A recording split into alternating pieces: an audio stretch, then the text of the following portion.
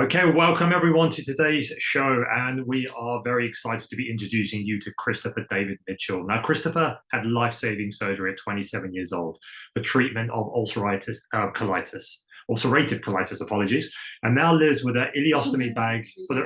No, it's all right. It's okay to have a bit of a start that again. It's okay to have a few mess ups. Okay, I'll start that again. It's all right. Okay. Sorry. Hello and welcome to the show today, everyone. Thank you for tuning in, and we are super excited to be introducing you to our guest today, Christopher David Mitchell. Christopher had life-saving surgery at 27 years old for treatment of ulcerative colitis, and now lives with an ileostomy bag for the rest of his life. Now, Christopher told his health story journey online, which to date has had over 4 million views. And he is now a transformational life coach who inspires people to overcome tough times and turn their trauma into the best thing that ever happened to them. So we are excited for this conversation. So welcome to the show, Christopher. It's great to have you here. Thank you so much, guys. I'm so excited to connect with you. Seriously, it's going to be so great for my audience. I can't wait to share this out as well. I think even the chats we've had, Jonathan, like if I'd have had you back in the day, that would have been great. I remember that conversation. It was just like amazing. And we're going to go deep into your story and everything. And I think it's anyone listening to this is going to get so inspired by this, and it's going to really touch people who listen. Fantastic. So Christopher, I know there's already a story in that, so I'll let you kind of be the guide in just introducing yourself for us. So for any of our listeners and our audience that perhaps don't know you yet, do you want to give people a bit of a background from your side? Yeah, absolutely. So just the quick 3-minute summary is that, yeah, as Jonathan said, everything was going quite well in life. I was a singer. I did a few UK tours. I was a singer on like world cruises in America, did a West End thing, and suddenly got struck down with ulcerative colitis, which is a form of inflammatory bowel disease. Different to IBS, which is a bit milder. It's technically in the autoimmune disease category. And just went to the toilet. Had some blood there. One thing went to the next, and then was with the doctors and with the surgeons, had to have my whole colon out. And this was at 27, so I would have been in that 27 club, literally. I would have died at 27 had I been around, say, 50 years ago, when that operation wasn't even really happening. And we tried for several years to change it around. They can do what's called a J pouch, but unfortunately didn't work. And now, yeah, as Jonathan says, that sort of mentally difficult thing of accepting on your body, like an ileostomy bag, and how that changed everything in my life. And I think that, so as we know with like Maslow's hierarchy of needs, health is that base need. Basically, the first 3 needs transfers, like health, wealth, relationships, basically. And, you know, everything gets shattered if your health gets shattered. My relationships went, my friendships went, my sexual life went, my finances went, my career went, my self-worth, my self-esteem, my self-confidence. So it was like a massive transformational moment that I had to pick everything up from scratch again. It's like the pieces just scattered everywhere of my life, and I had to puzzle it all back together again. But in that was some beauty. And in that, I think I have built back better in terms of my own mindset. And now, as you say, coaching people towards that, it's really beautiful, really. It's that beautiful sort of self-expression of like the experiencing something firsthand and then being able to sort of, it's almost like sharing a part of yourself when you're in your coaching and helping others. And it's sort of it's a reminder of like a beautiful healing for me as well. Like when I see the change in others and where they were, exactly where I was. So that's the basics of the story and the journey. And in the midst of that, just to quickly say, I was a vocal coach as well. So when I got healthy again, initially I was a vocal coach. Then I put out that health video that you're talking about. And then I think we'll get into it. Everything changed. And then I was like, I can't be a vocal coach anymore. I have to help people with this. Yeah. Listen, the health video that obviously Jonathan mentioned in the intro and you've just referred to there, I've literally just been watching that, and it's just such an inspiring journey. I was like in tears watching it, from a standpoint of feeling compassion for everything you've been through, but how you've then turned it around. It gives me goosebumps literally right now just thinking about it and saying that, because it's so powerful. And I love how you've shifted such a hard time, and that's pretty much very much an understatement, into something so beautiful that now you're able to serve, right, and to help other people. Is so powerful. So anybody's watching, we'll obviously put a link into the show notes to see that if you haven't already. But I'd love for you to perhaps just share how was it for you just even creating that video and looking back at all of it and seeing how far you've gone. Oh, that video. I mean, it was a whole year's project. And what happened was I had this feeling, this idea. I started meeting people again after I'd got healthy, had the bag, body was starting to recover. I started meeting people again, friends, dates, etc., etc. And I just realized how much of myself I was hiding.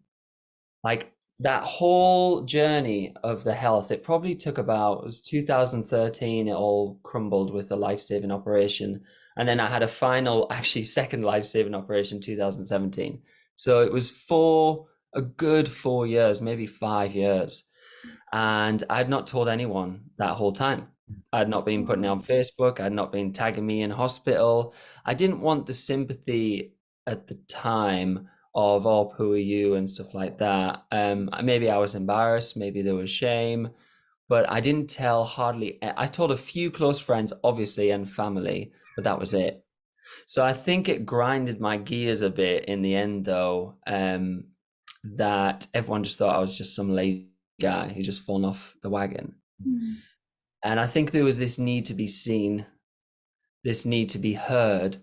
And it was funny because I came out of the hospital when I was healthy and I was unbelievable in my career as a vocal coach, as in how quickly I managed to build it, because I had all the fuel of the trauma, and some of it wasn't great fuel. Some of it was, you don't mind me saying, like FU fuel.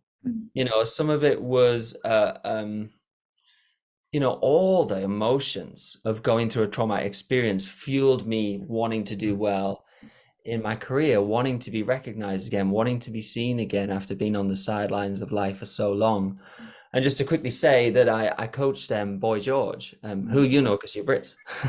Everyone hopefully knows. But it was funny that I coached him at Wembley Arena, and after I did, I said to him, "Oh, I can tell it now." I mean, I'd had a few drinks, but I said to him, I can tell the story now.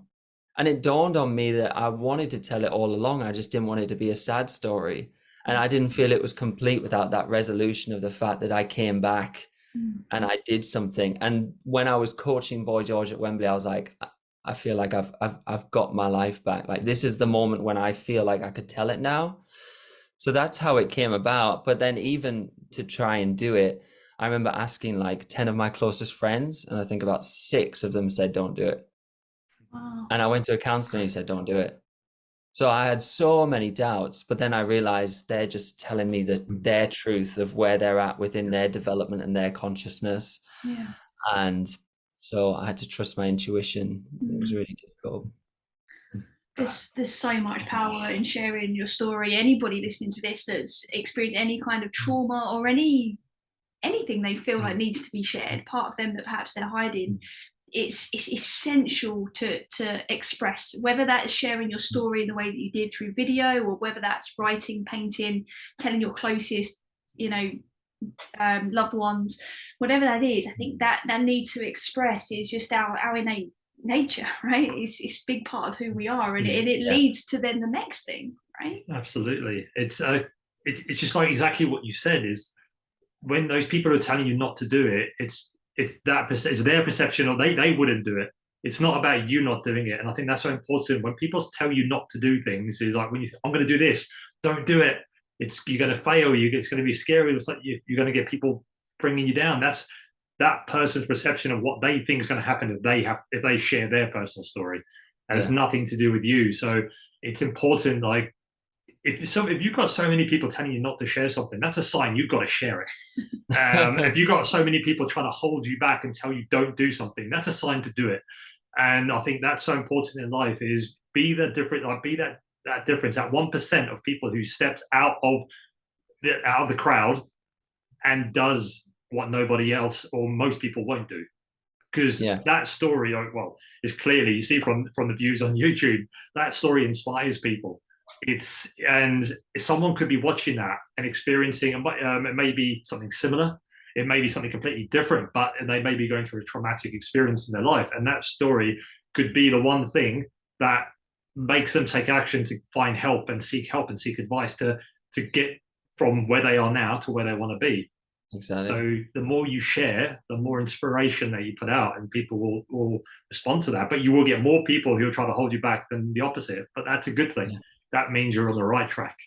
Yeah. No, it's so true. It's so true. And it's hard in those times to listen to that intuition, particularly when I'm scared myself. Yeah, because it runs through what will people say. And I'm going to be honest, I have had a few bad comments. 99% of them are great in the comment section. Yeah. Well, I remember having ones back in the beginning was like, oh, I can't believe you live with that bag. If I was you, I'd just commit suicide. Like, I had them comments, and it's difficult. And I think a lot of people just aren't prepared for that. Yeah, so you do have to be prepared, and you do have to be strong. And the funny thing about that story is that people say, oh, why did you do it? I bet you did it for other. I bet you did it for other. And I said, it was 50-50.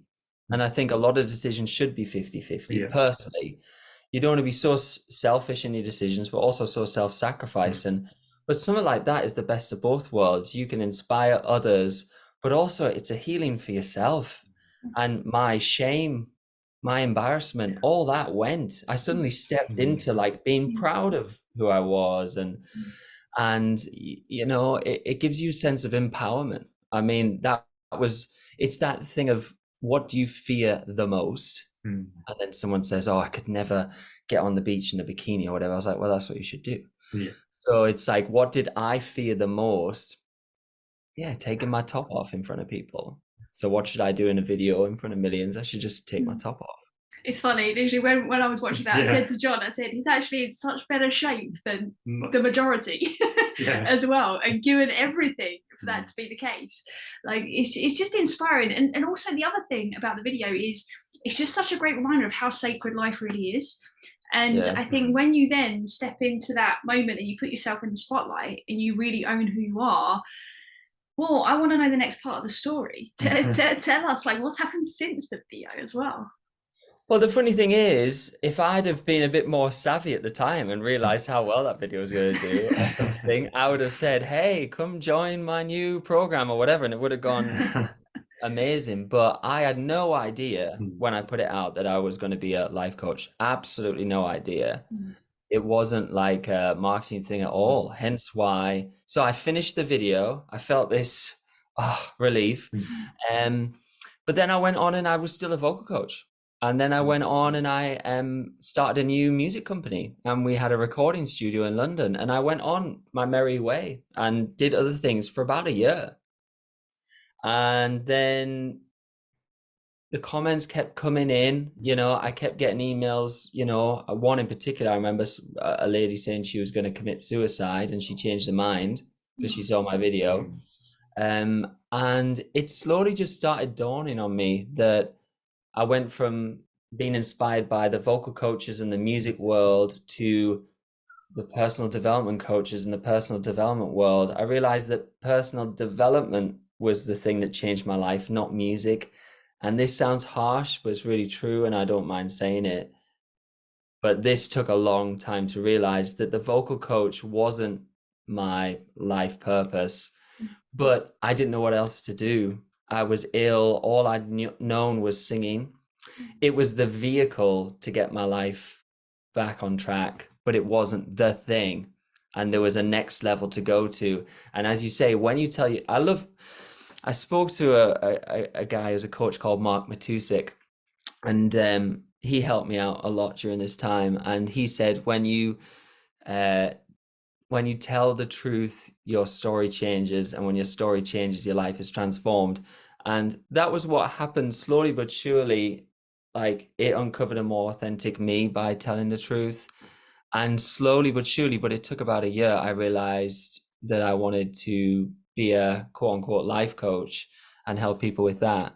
But it really wasn't immediate. I think that's the lesson there. It wasn't like the next day. Great. It took about a year.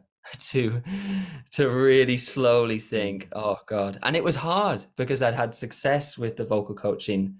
So to leave that behind again on another, like, and again, everyone around me saying, what the hell are you doing, Chris? Again. Yeah. So what are you doing? What's the wrong decision? Again, you've spent all this time and now you're a successful vocal coach and you're saying you're going to, thinking I'm crazy again. So that was the journey of it. Yeah. Wow. Do you remember kind of the point, that pivotal moment, or was there a pivotal moment where you made that transition you made that decision thinking, I'm no longer going to be a vocal coach, I'm going to be a life coach? Was that? Yeah. Yeah. And I don't mind saying it again. It was on my first ever ayahuasca retreat that I did with Jean-Pierre de Villiers. Yeah. Nice. Which he won't mind me saying either because he's talked about it. Yeah, I don't know if you guys have any experience with it or any knowledge, but basically it was a very heavy meditative plant medicine type retreat. And, you start seeing your life from all angles. And I just had this innate feeling that there was a next level for me to go to, and the biggest change I can do again, it was 50-50 for myself and for others. What is the biggest growth for me as a human being? It's stepping into this new phase, this new chapter, this new life coaching role. What is the biggest impact I can have? You just have all these premonitions at them very deep ceremonies. And life flashes before your eyes again, and you really do. Well, sorry, I really did question things like, if I'm on my deathbed, what will I look back and think? Particularly when I practically was at 27, where I was. So, but no, it was, and I also did a meditation retreat that was just meditation out in Devon, and the woman there was really, really beautiful with me, and yeah, I said, I'm not sure whether I should do this new thing. And she asked me a few very deep questions and really helped me out. So it was a few very wise people on very wise spiritual type retreats that really helped me. Beautiful. Which again reminded me that it's personal development that I'm really passionate about, because these guys inspire me the most now. So what would you say to yourself now if you was on your deathbed? Let's fast forward though. So like you're 120 years old, you're on your deathbed. What would you say to yourself? 120 I'd be happy with. Exactly, right? What what would you say to yourself if future you came back to you now today? Today? Well, it's a funny one that I'm not sure. I just know that I think when everything falls apart, sometimes on the journey, I've struggled with a bit of nihilism. I've struggled with a bit of, what is the meaning of everything if we're all going to die anyway? What is the meaning of me writing a book if it's going to be forgotten? What is the meaning of me building this YouTube channel if it's all going to go? And that sounds a bit weird and nihilistic, but the more I've actually lent into that, the more powerful it's been in a good way.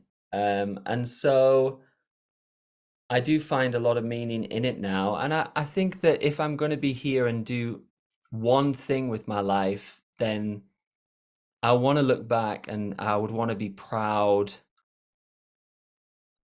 I would just want to look back and know that I did my best and that I was proud of the work that I did. I was proud of the person that I became, and I was proud of the change. It's that cheesy thing, isn't it, of leaving it a little bit better, and I love the ikigai thing. Yeah. The ikigai. Yeah.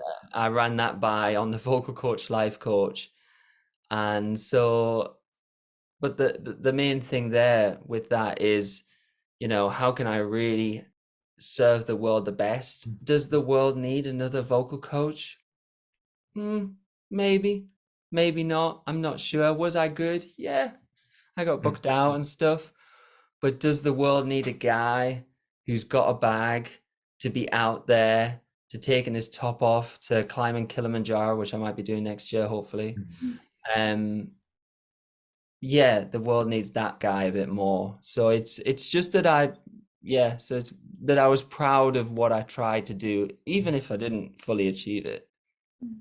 Nice. Well, I love the thought process as well behind that led to your decision. I think it's beautiful. I'd love for you to tell us, Chris, like in those real harder moments, how did you deal with those? Well, when things get really, really tough, well, it's funny because you should have a team around you if possible. I talked about this in one of my YouTube videos where I said that, when people talk about mental health, it's the same as physical health in terms of I just think of it as like lifting weights. And if right now Jonathan could bench press 100 keys, probably could. But if it got to 150, maybe he couldn't do it. And then you're shouting at him, Charlotte, like, come on, Jonathan, lift it, lift it, lift it. But what happens if he actually can't do it? He can't lift that weight. But it's the same with mental health, but we can't see it. So when things get really bad within your mindset, because the external world's bad as well, you may only have the mental capacity to lift 100 keys of really traumatic shit that's going on. But if there's people around you, like a doctor could help you lift 20 keys, your mum and dad are lifting 20 keys, and then suddenly you can get through. It's the same thing. But also, paradoxically to that, I think that when it's the worst moments, you're actually on your own. Like that's the funny thing, which no one likes to hear.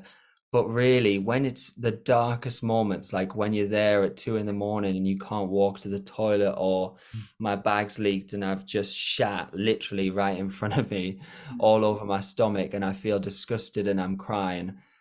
Some of them are really tough, and you're just completely on your own. I think what helped me was that I didn't have a choice. I felt like I didn't have a choice.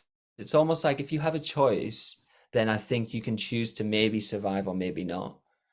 But if you're at the point where you don't have a choice,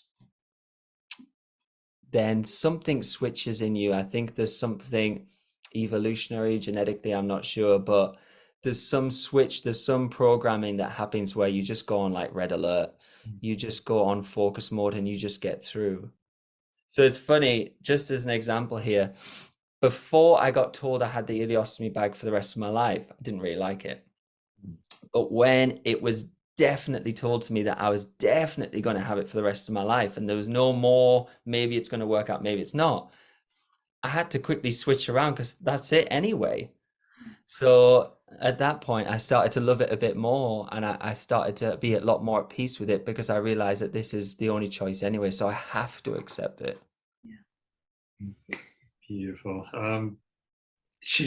What you just kind of said there just takes me back to that kind of whole perception of mind.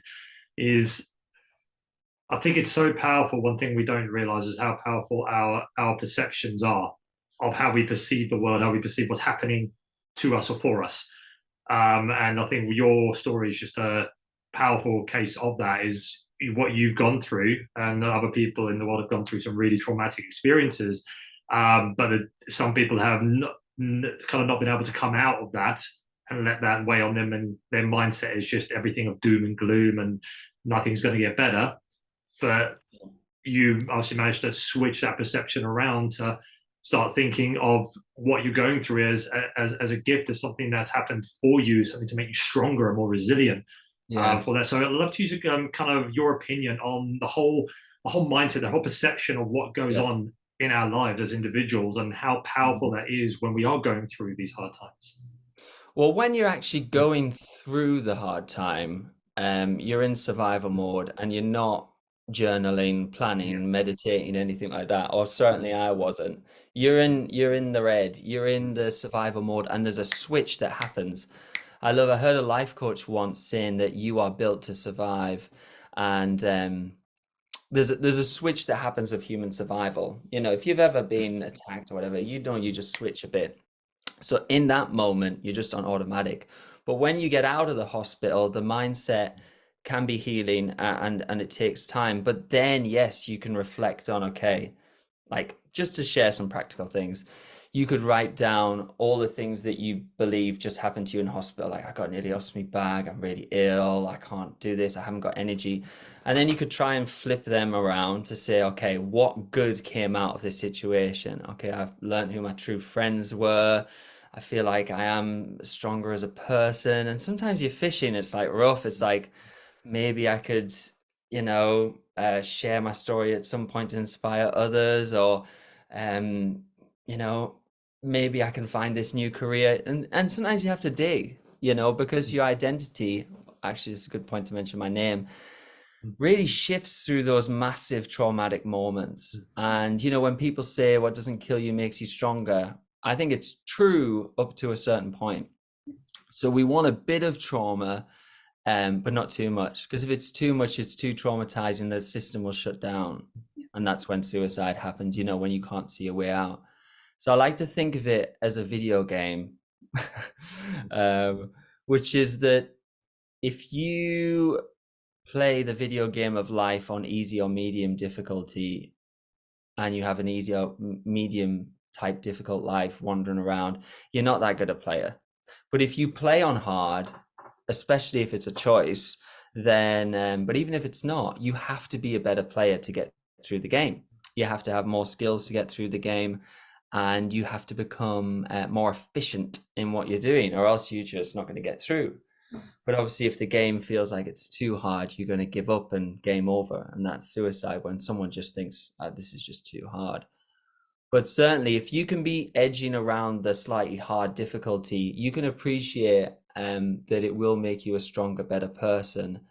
But honestly, it's a long journey. And I went to life coaches and spiritual coaches, and it's a whole mix of stuff. It's belief systems, it's rewiring the story. One other practical example I want to say now is I changed my name. So when I was a singer, I was Chris Mitchell. And when I came out the health, I was Christopher David Mitchell. Now, it's not that wasn't my name before. It was my middle name and the longer version. But sometimes tricks like that can just give you a feeling of a fresh start, give you a sense of that new identity, and allow you to step into new identity. Because really quickly, I think when I see people suffering, it's when they're trying to latch on to their old self and live their old life that they had. So if I still latched on to the dreams of being a singer and going on a cruise ship, it just wasn't going to happen with the state I was in. And being able to embrace that. And sometimes a little ego identity shift, for me, it helped anyway. Don't want to get too attached to that, but it can sometimes just stick you on that fresh chapter. Yeah, it's so interesting that you mentioned that. It's interesting you mentioned JP earlier as well, because one of the tools that he teaches is the dying to myself exercise, where you literally do look at, okay, well, who is it I am becoming, which is usually your more authentic self, right? It's like, who am I becoming? Okay, to become that, what part of me needs to die, right? Yeah. And then you literally almost end up having a bit of a ceremony about, okay, well, goodbye. And you really do just kind of cut that cord, and you kind of launch yourself into who it is you wish to become, or who it is you really are. And it's so friggin' powerful. And that's why people don't want to change, because like you say, change is hard. No, change is so hard because literally part of you is dying. The ego and identity. And if you upgrade if you change the software on your phone to 11.2 to 11.3, you can't go back. You know what I mean? It's a nightmare to jailbreak the phones and go back in the software, and it's the same. And it is tough. And like, even I'm still finding it tough sometimes, because I'm like, oh God, the more personal development I do, or this, that, and the other, like, your friends change all the time and everything's constant. It is emotionally difficult to keep changing. But if you value growth and you value personal development and you value self-actualization, then you owe it to yourself. But it's not as easy as staying put in the short term. And it's funny, isn't it? Because it's at that moment in time, it feels safer to stay where you are than sometimes taking that leap of faith right into the new or into the unknown sometimes.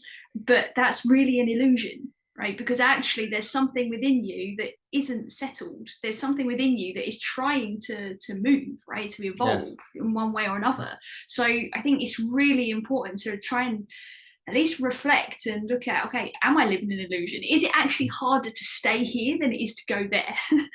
Because like I was living in that illusion for a long time, and I didn't even know I was living in that illusion until somebody said, really, is it really harder to do that than it is to stay how you're feeling now? And I'm like, oh shit, yeah, okay, all right.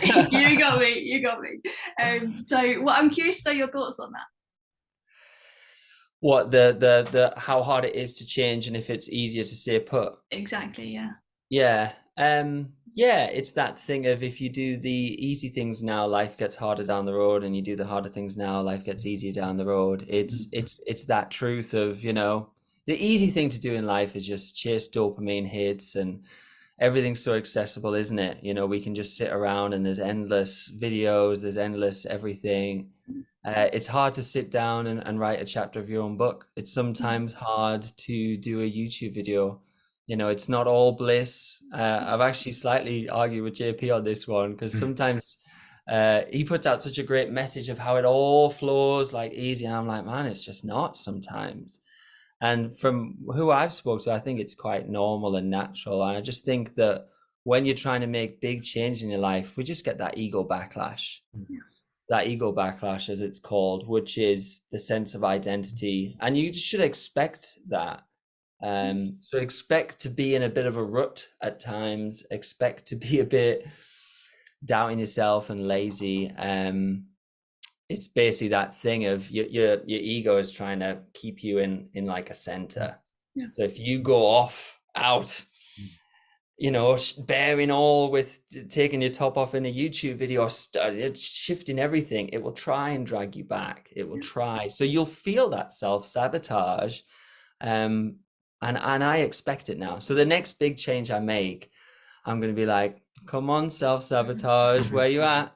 Yeah. Where's the doubts? Where's the stories? Where's the alcohol days coming? Like, because they do come for me, because and I've learned to just feel that that's expected, and it's a sign of growth rather than like worrying about it.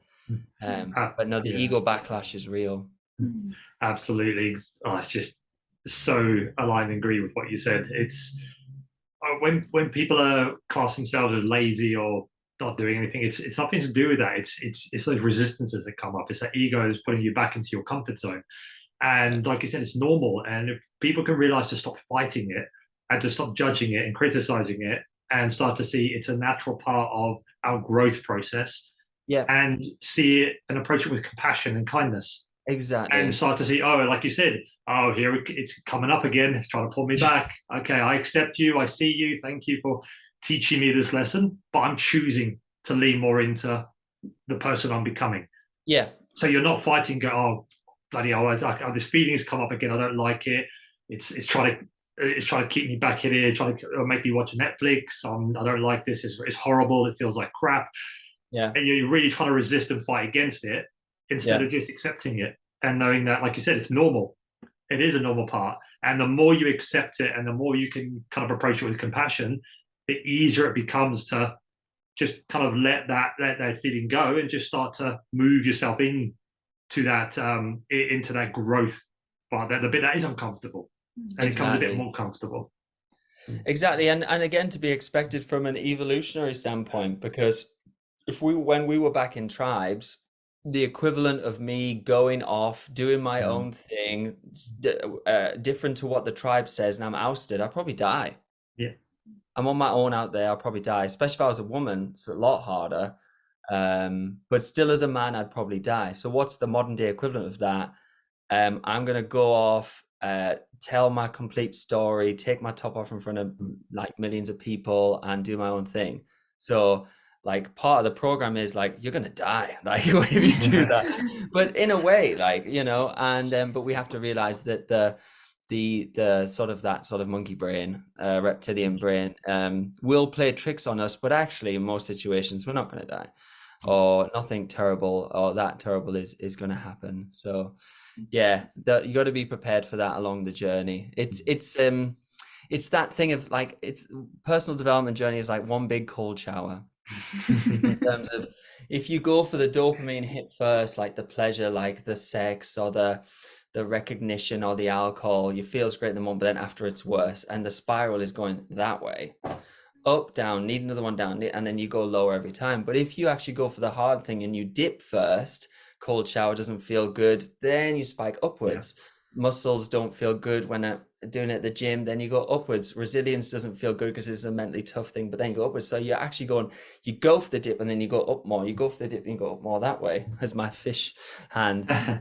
So it's realizing that, but that's counterintuitive because most people are just thinking, well, I just need the next spike, whereas actually you need the next downward hit to propel you upwards. You need, it's like, it's kind of, you need that hit of stress. You need that stress response initially at the beginning to help you grow. And I think that's where people get it wrong, or they're told that you shouldn't feel like that. It should everything should feel great. Everything should feel wonderful, rainbows and sunshine, all this stuff. But you need stress, that healthy stress to help you grow. Like that's that healthy stress that you said. Lean into the uncomfortable stuff. Activate that stress response, that excitement, and then once you've kind of tapped into that, the easy stuff becomes, you start flowing more and you start tapping into that sense of lightness and flowing and dopamine. But I think people start to realize that stress is a good thing and an unhealthy. It can be unhealthy and unhealthy. By tapping into quick dopamine hits like binging Netflix, going straight for alcohol when you feel like you've had a stressful day, that's an unhealthy response to stress. Whereas if you're tapping in, okay, I've had a rough day at work, I've got home, what are my choices? Alcohol or maybe gym, breath work, meditate, whatever that is. What's going to be better for me, but it's going to feel uncomfortable at the start. It's that. But then afterwards, I feel great. Whereas like you said, exactly the opposite is, I need that beer, or I need that glass of wine. You feel great while you're drinking it, and then after you feel worse. Crap. And it's just finding that balance and knowing that it's okay to put yourself in stress sometimes when it serves you to grow and basically fight and how to become more resilient of what you're doing and becoming who you are. So it's just understanding that difference and really knowing that you've got those both sides of the pendulum. Is you've got the unhealthy, you've got the healthy, and sometimes you need the balance in the middle. Sometimes you need that healthy stress. Sometimes when you're experiencing that unhealthy stress, is knowing, like you said, in that moment, is how to bring yourself back into balance again. Yeah, so true. Because I think some people go from, I feel like crap. I'm like, you've got all this unhealthy stress going on. They don't actually know what it means. But then the advice is go completely to the opposite end. But it doesn't work like that. We need to come to balance first before we make that conscious choice and that resourceful choice to then do something that serves us. It's like if you had a really bad night's sleep, you wake up in the morning and I feel crap. I don't want to do the stuff that's good for me. I don't want to do the stuff that serves me. I'm going to lay in bed and scroll on my phone instead. And then you think, no, I need to go to the gym. I need to do an hour meditation. That's going from one extreme to the next without anything in the middle. Whereas the balance could be, okay, no, I'm not going to scroll on my phone. First step, I'm going to get out of bed. That's my first step. I'm just going to get out of bed and move my body a little bit. That's starting to bring that back into balance, just taking small little things. And once you're in that, come back into balance, then you can say, okay, what's next? And then you start to make those small steps into that other side where you're thinking, okay, now I'm going to go to the gym. I'm going to do my breath work. I'm going to do my ice bath. I'm going to do my journaling, whatever that is for you. It's about not swinging from one extreme to the next, because then exactly, that was you before, all or nothing mentality, and that creates so much problem, so much turmoil and trauma within your life as well, when you get burnt out so quick doing that. And it's so funny you mention that, because that's exactly where I was when I came out of hospital. And now, like, the answer, if I have to answer every single question with one word, it would just be balance. I've yet to figure out a question in my own head. I've pondered on this for like months, that the answer's not balance. In the end, I've like tried to think of every single one. You can try one on me now, but I'm sure I can get it back. But so when you live in a normal life, like, so before me in hospital, say I'm there, but the traumatic time will create those extremes, the polarities, because I describe it now as like I was held back for 4 years on the sidelines of life in a very extreme way, like extreme, like not much socializing, or not many relationships, or no recognition, or no career success. So when I came out of hospital, what did I do? Did I go from 4 years here to a beautifully balanced center. No, but also I don't think it should be. I think the ego needs a little bit of like, right, I'm going to make it. I'm going to be the successful person. F you to the ex-girlfriend. F you to the friend who wasn't there. You know, it was there. Like, I want to be someone again. I want to make some money again. I want to do something again. I want to start living life again. And it was actually quite unhealthy the way I built up the vocal coaching, but I'll take it. Yeah. I'll take the trauma fuel, I'll call it. Yeah. Trauma fuel got me there, and trauma fuel gets a lot of people there. Yeah. But what happens is once you've run out of trauma fuel, which is what I did, then I've had to spend the last year, I'd say, coming back to balance. Because now my motivation for the trauma fuel's gone. I can't be motivated by, I'll show you. Yeah. I can't hold on to that anymore, and I don't want to. Yeah. So then it's replacing the negative trauma fuel with like a positive thing that you're going towards. But yeah, expect that imbalance if someone's going through a really traumatic time, because you'll naturally probably go to the other extreme for a bit, and then you'll realize. Oh, that shock response, really. Going from one makes extreme. You need that kind of kickstart to push you and then go, okay, now I can find my balance point. Also, your nervous system can't tolerate those extremes for so long. So even if you wanted to keep going on that trauma fuel or the fuck you fuel, if you want to be going on that, like, it's not sustainable. Over the long term, you will burn out. So I think balance is key, like you said. I agree, but you do look at a lot of the people who've done really well. Like, one of my favorite books, Ryan Holiday's Obstacle is the Way, was a great book, and he references a lot of people in that book who are doing well and being successful from the obstacles. But now that I reread it, I'm not sure they are very successful because they're running on trauma fuel. It's like, is Tiger Woods really successful, or was he running on trauma fuel? You know, getting called names and you're a little, you know, the N-word and things like that. He was running on trauma fuel. He was, you know, Michael Jackson was running on trauma fuel. You know, a lot of them, you know, a lot of the famous actors, musicians, a lot of them are. And to let go of that is really difficult, because and initially that you're going to lose motivation. You know, so it's really hard to rewire that. That took me about 6 months to a year to let go of that energy. Because there's life after all of that, right, as well. That's the thing. Like, that took you to, you know, thriving as a vocal coach, but did it bring you the level of wholeness and fulfillment that you was clearly probably looking for based on what you've shared? And that's then when you become really wealthy, isn't it? Is when you get to bring that back, and now you get to go to that next level, like you mentioned earlier. So there's a ceiling. Exactly. It wasn't right, but a necessary step of the journey, I'd say. It's like when people make money and then they go, oh, it's not about money, but it was a necessary step of the journey. Now it's all about meditation. Well, it's all right to say that now, but you have to sort that stuff out. So it's great that I'm, again, not blaming or being hard on myself for openly saying I went to the other extreme, because I think it feels very natural. It felt very natural, and now rebalancing it, and hopefully living a more balanced life, which I didn't do because I wasn't, you know, I was very determined. I think that is just so key. What you said there, for anyone listening, is you didn't feel bad about going to that extreme. And I think for anyone listening, is like, there is no right or wrong way for your journey as an individual, whether it's coming from a traumatic event, whether it's minor, extreme, whatever that is for you. Whatever you go through, whatever happens, it happens because it's meant to happen. Whether you go from one extreme to the next to start with and you find your balance, it's important that you understand there's no one way for everyone. And like, you could be listening to that and going, oh, okay, but I didn't go from one extreme to the next. I managed to fight. Did I do something wrong? No, it's whatever comes up in your journey is meant to come up for you. And there's no generic kind of blueprint for every single person. And I think if everyone can realize that, then they stop judging themselves and thinking, am I doing something wrong because I'm not here? Or is something not going right? Have I made the wrong choice because I'm not where I want to be? It's like, you've just got to realize that where you are now is where you're meant to be.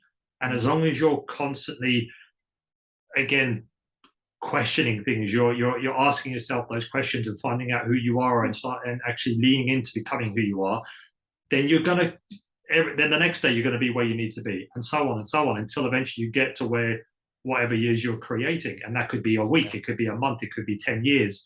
It's different for every single person. So I think if we could start get rid of that judgment, that criticism, and start to accept where we are now, and then obviously have that plan where we want to go, and understand that it's a very individualistic journey for everyone. I think people stop really doubting themselves and bringing themselves into those kind of depressive moments where they're not where they want to be in the time frame they want to be in. Awareness. Yeah, and again, yeah. Go on. No, I was just going to say, awareness is key, isn't it? Because you need to know if you're swinging. Yeah. You need to know, you need to have an awareness of what questions are showing up for you to be able to actually navigate that. So whether you're swinging in life or not, I think that level of awareness is just vital to be able to navigate it, and that's going to be different for everyone as well. And again, the final answer is balance. How do you balance being happy with who you are today, versus waiting to being happy to the person you're going to become? Because sometimes for me, if I'm like, I'm completely happy with where I am today, I feel like I lose a little bit of motivation to I'm exactly the same. Yeah. So when all the spiritual teachers sometimes say, just be really happy with where you are now, I'm like, but then I feel like I'll just stagnate. I can't be 100% happy with where I'm at now, or why bother? If all behavior is we feel like all behavior is going to make us slightly happier in some way, shape, or form, but then you don't want to be too hard on yourself, like the Tiger Woods thing, where he's not happy if he's second, he's not happy if he's third, he's not happy if he's fourth. Michael Jordan, the same. They didn't finish second. The Chicago Bulls would be like, oh, so happy where we are on the journey. It wasn't like that. So it's balancing, putting your happiness in the future and putting your happiness in the present. And again, that took me about 6 months. Everything took me about 6 months to find, okay, I can be appreciative, I can be grateful, I can be sort of journaling about where I'm at and where I'm happy, but also there's always a next level. There's always a next level. There's always a next level of consciousness. There's always a next level that you can get to. And that doesn't mean more money. That means probably the next level of self-actualization, or the model I love, spiral dynamics. Yeah. And that's where it becomes so exciting, I think, because there's probably a whole bunch of emotions and different experiences we're yet to have.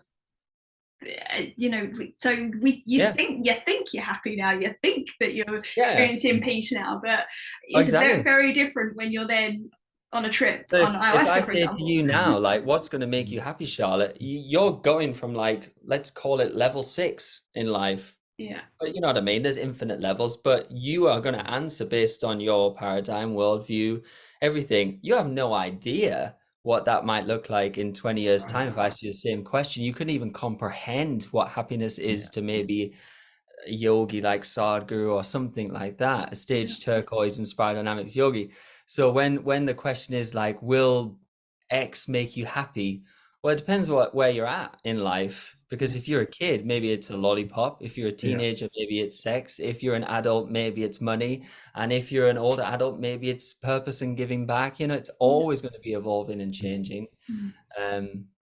So, and that's the thing. And that's what you should look back on, just to sum up. If someone goes through a trauma, back to resilience, back to a difficult time, write down how you've changed on the journey and the person you became, not externally, but internally. So externally, you could say, oh yeah, I've changed so much because I coached Boy George, or I made this money, or I got this many subscribers. No, how did you change internally as a person? Like with your internal skills of like kindness, empathy, resilience, awareness, growth, write all that down. And that's the way you can do it.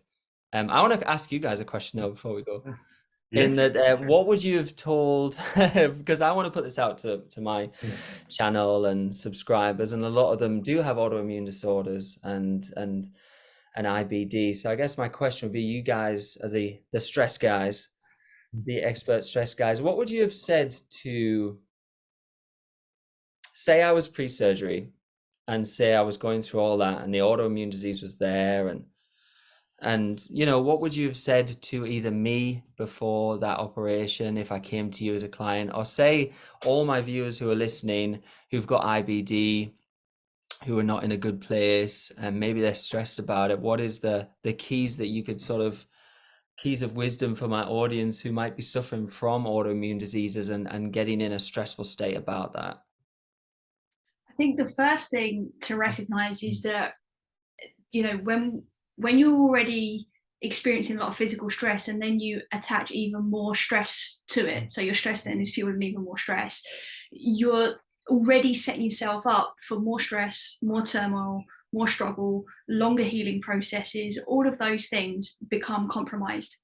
So it's essential that as hard as it is that we start to lean into anything that can help us to bring our system down, bring our system into that relaxed response as much as possible, because that's going to be the thing that's going to leverage everything else. That's the thing that's going to help with the quality of your thinking, your perceptions, your ability to then feel your emotions. Because if we are in that primal survival mode, I'm going in for surgery, my life's over, everything's changing, I've lost my friends, I've lost my income, all of that kind of stuff, if that's going on and somebody just says, okay, we'll just think positively, it'll all be okay, that's all well and good, right? Because it's coming from a good intention. But if your body and your system is in that heightened stress response, that's going to mean nothing to you, right?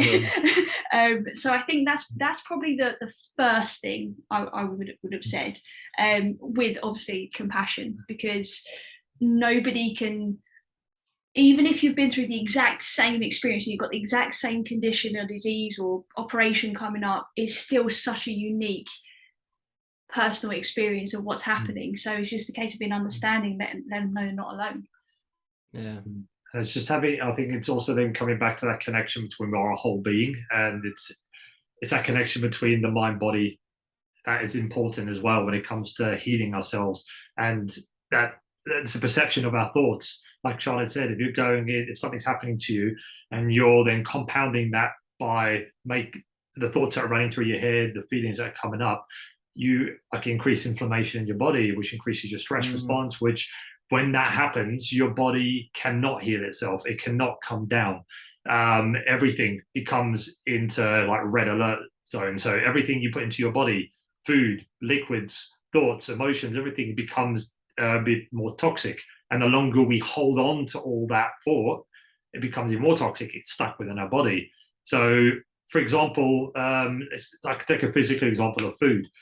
If we're in that stress state and we're going through that story in our head of, oh, I've got to go for surgery, this is happening, what if something happens, what if something goes wrong, and we're building up that kind of toxicity within our body, at the same time of anything coming into our body, whether it's air, food, water, other drinks, whatever it is, our body can't tell the difference between what's a threat and what's not. So based on that thing, everything that's coming into our body, it classes as a threat, so it attacks it, including our own cells as well.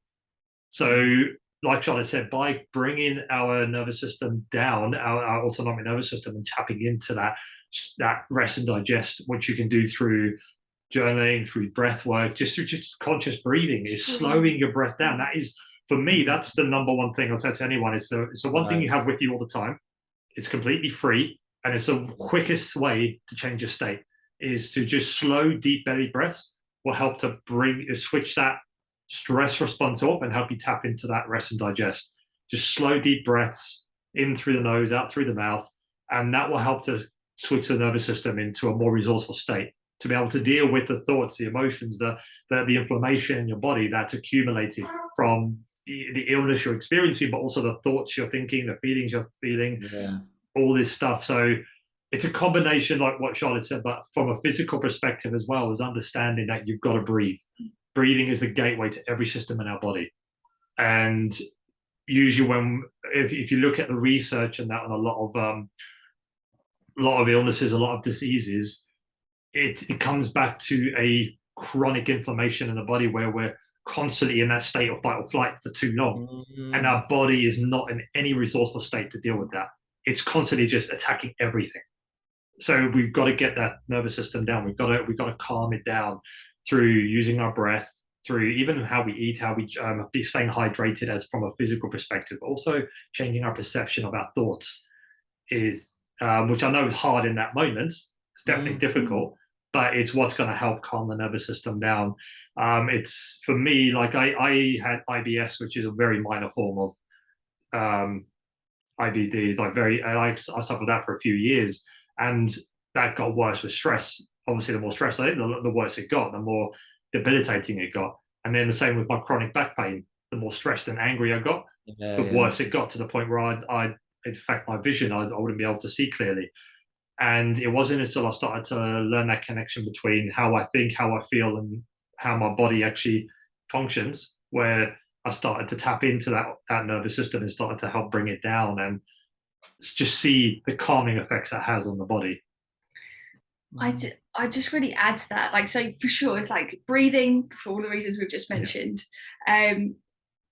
And then allowing yourself to feel whatever you're feeling. Often a lot of issues then come because we're trying to put on a brave face for everybody else or even for ourselves. And that actually does the opposite of really what it is then we're looking for. So breathe, allow yourself to feel whatever emotion you're feeling. And then, this is going to sound weird, but laugh, right? Literally find something to laugh at. The best gift you can give to anybody who is struggling from stress, from physical issues in hospital or otherwise, help them to laugh, because that immediately puts their nervous system right where it needs to be. You get these beautiful dopamine hit.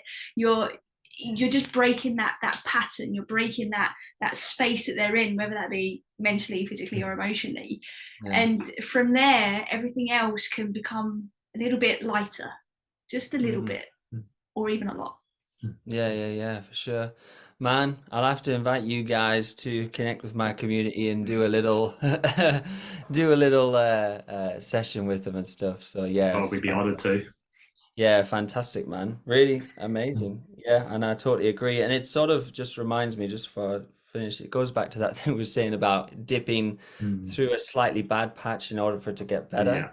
It's like at one point the journey is dipping into the emotion, but it might be rough, it might be embarrassment, it might be shame, in order to sort of like then zip through that and release it. And that's the place that people don't want to go. And probably what you were saying, like, oh, I just feel fine, I just feel positive, just think positive. But if that's not true, it first might be, let me just feel what it feels like. Oh, it's uncomfortable, and then it's out, like then the zit's out. Definitely. Because otherwise you're just creating more conflict inside. There's enough conflict going on inside already. The last thing we want to do is pretend that everything's perfect or going to be, sunshine and rainbows. You want to be real. You have to be real. Exactly. Otherwise you're going to create more pain down the line. Yeah, so true.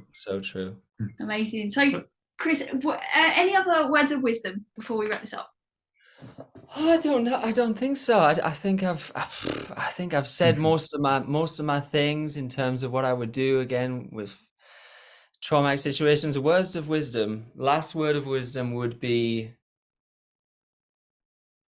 trust your intuition on the journey. And actually, I would say don't listen to anyone else. That sounds really bad, doesn't it? No, it's perfect. It's not really PC to say that, is it? We say that all the time. We say it all the time. Yeah. Oh, right, sorry. It's all good. It's all good. Purely because, but you know what I mean? It sounds a bit, even me saying it sounds a bit like, I can't believe I said that, but it's true. I sort of don't, it's not that I sort of don't appreciate other people's opinions, but I don't really listen to anyone else. It's good to learn, right? Yeah. But it's good to, but then you need to come back home first. Exactly. Right? But some of them big decisions, they have to come from you. They have to come from your intuition. Sit and meditate for an hour and then think about it. Maybe do a plant medicine, then think about it. Maybe breathe for an hour and then think about it. But be really careful. Think about how people lived their lives 50 years ago, 100 years ago. And that was the way you were meant to live. People will be saying that in 100 years' time, 50 years' time. They'll be saying, do you remember them guys and what they did? And they worked 5 days a week and they did this and they all thought, oh God, I'll keep, and they'll laugh at us. But we don't see it like that, do we? Because we like to think that we're always more evolved. But so whatever it is now, trust that intuition, because it might be that you're just 50 years ahead of the curve. Yeah, I like that. Love it. Definitely words of wisdom. Definitely. So that's awesome. So we will, obviously, anyone listening, we'll put all of the links in the show notes for where you can find Christopher. Also, the link to his story on YouTube. Definitely go check it out. Obviously, you've already heard a lot of it today, but just the music and the video and everything else he's got there, it's really gonna kind of connect with your heart on that one as well. So definitely go check it out. It is absolutely amazing. But thank you so much, Christopher, for this conversation today. It's been absolutely amazing speaking to you. No, Thank you. I've really loved it. I'm going to share this with my community and maybe we'll do something together in the future. And yeah, thank you so much. And definitely some more inspirational videos coming soon. I'm ready now. I'm in balance and I'm ready to go forward with my new fuel, my good fuel. But yeah, pleasure speaking with you guys. I'll share it out and yeah, keep doing the brilliant work you're doing. Amazing. Thank you. Thank you.